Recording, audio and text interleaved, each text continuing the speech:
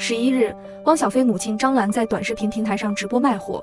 她穿着睡衣躺在床上，脸上没有化妆，看起来十分憔悴，而且她的嗓子也因为生病变得嘶哑。虽然身体状况不佳，但是张兰的心态还是非常乐观的。她鼓励外界称要保持良好的心情，感染了也不要怕。一边说，张兰还一边卖货，推销面膜的同时给麻六记酸菜鱼打广告。不得不说，她真的是一位合格企业家。直播中途，镜头外的工作人员说汪小菲送花来了。听到这话的张兰一下就从床上起来了，不停催促助理将花赶紧拿过来。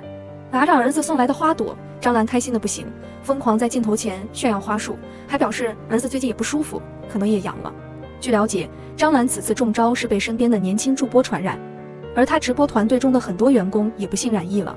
如今汪小菲也可能中招，令人担忧。前2天，他刚在某社交平台上直播，镜头中的他穿着黑色上衣，身形暴瘦，整个人精神状态不佳。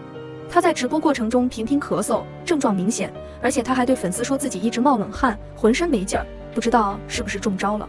不得不说，张兰与汪小菲着实热爱事业，即使身体病倒，仍然不愿意离开工作岗位，努力挣钱，对他们来说才是最重要的事情。尤其是张兰，年过半百，拖着病痛的身体，也要为麻六记和汪小菲尽一份力。对这个儿子，他算是操碎了心。前段时间，张兰在社交平台上突然对儿子道歉，称自己作为妈妈来说，对他有太多亏欠。虽然事业上很成功，但他也失去了很多东西。